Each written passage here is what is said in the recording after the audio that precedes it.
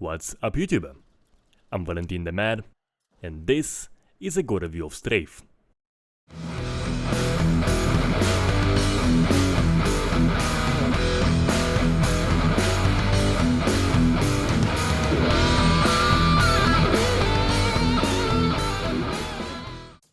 Strafe is a game I was very much looking forward to review.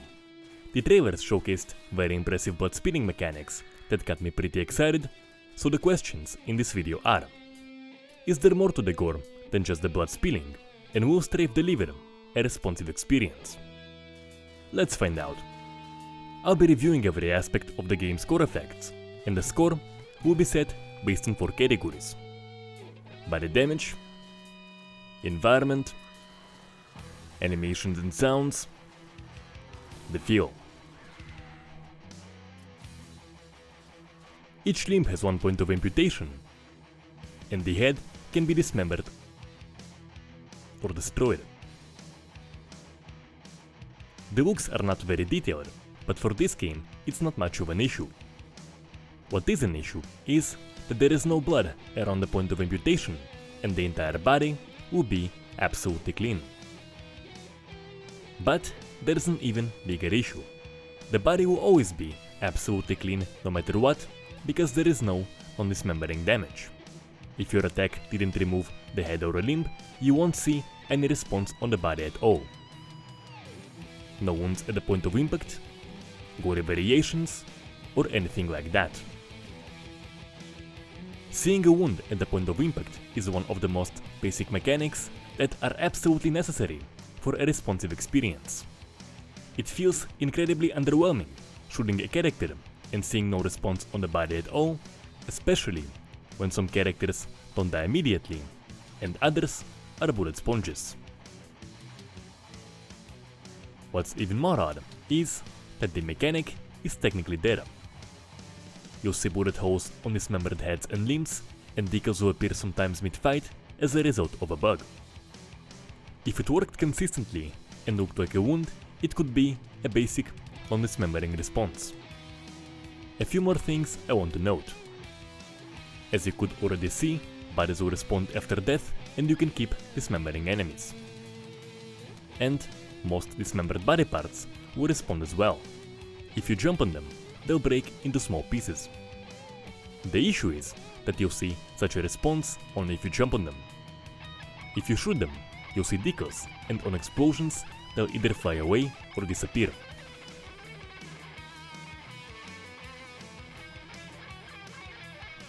You have response stains on impact, blood fountains putting on the environment,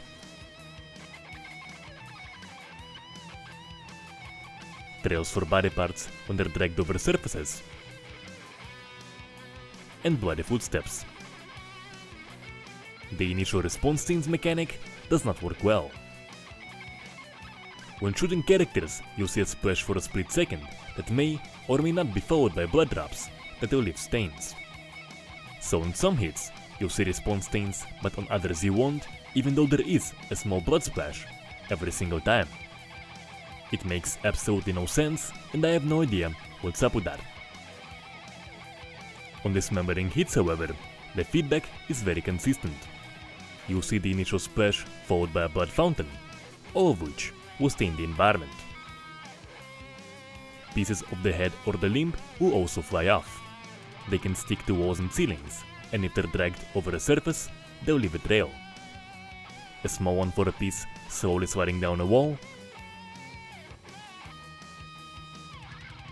or a larger one for something like this. You'll also see blood running down walls.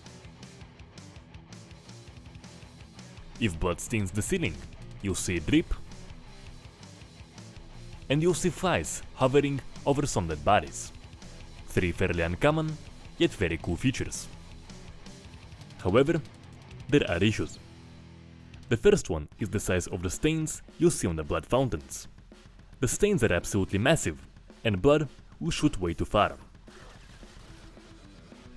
Most games that have massive stains in them do it to cover up lousy spinning mechanics, but that is clearly not the case in Strafe.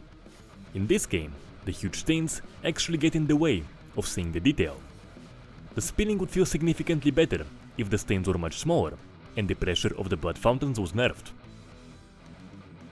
A possible solution would be a blood amount setting similar to what we have in Brutal Doom. It could give you the option to paint entire rooms in red with a single enemy, or see a less exaggerated response. You won't see blood dripping of wounded characters. If the game had wounds at the point of impact, seeing drops fall directly from those could deliver great feedback. Characters can survive losing arms in the game, however, blood will stop spraying from the stump fairly quickly. It's a major miss out. You could paint even more of the surroundings in red if blood would keep spraying, or at least squirt every couple of seconds. And I was not able to put out fires using blood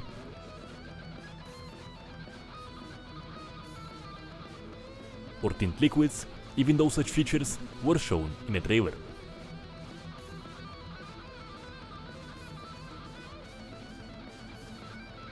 Despite the issues, the blood, the dismembered limbs and the pieces would deliver very nice and messy looking aftermath. And speaking of the aftermath, absolutely everything will stay. Bodies, body parts, small pieces, bloodstains, and even bullet shells and bullet holes. In a game with such a focus on blood spilling, the aftermath is incredibly important, and they absolutely nailed it.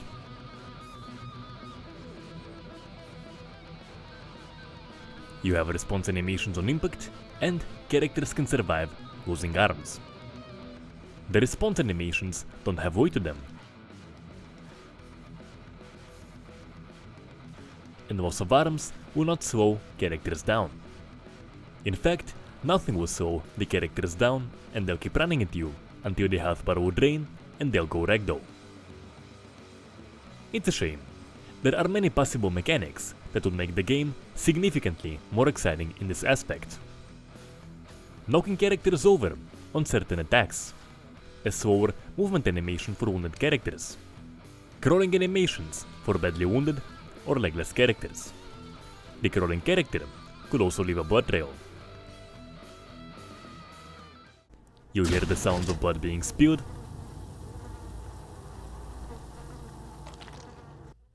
characters will react to a hit, on death, and will make sounds when they attack.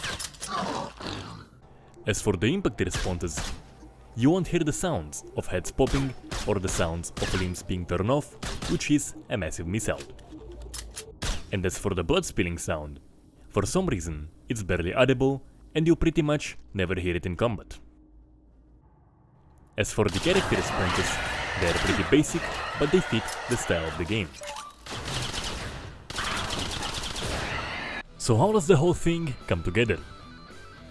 The dismemberment is extremely basic, and you don't have any non-dismembering response whatsoever. As for the animations and sounds, the responses are very limited and not particularly exciting. What is exciting though is the blood spilling. While the stains are absolutely exaggerated, there is an exceptional amount of detail in the spinning mechanics, and all of the mess will stay permanently, which would deliver great aftermaths. So Strafe is not a responsive experience, however there is some fun to be had with the blood spilling.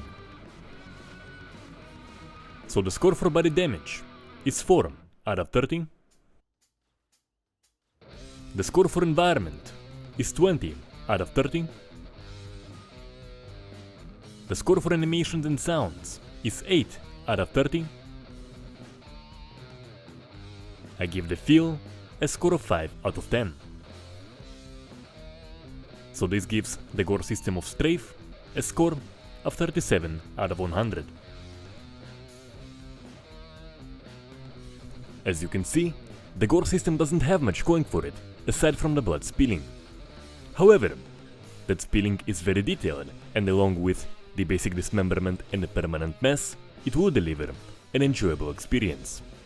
So I can recommend the game for some gory fun, but not at full price. Gore aside, would I recommend it? Strafe is not a game I would play without gore, however I did find the fast-paced action to be generally enjoyable. The biggest issue for me gameplay-wise is the roguelike element. I think it's a good approach in a large open world, where you can spawn in a different location every time, but I don't think it works well in a level-based game. Even with the levels being procedurally generated to some degree. That's it for today. Let me know how you feel in the comment section, and if you enjoyed the video, subscribe and share it around.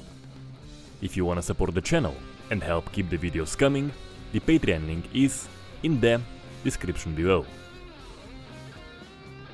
Until next time.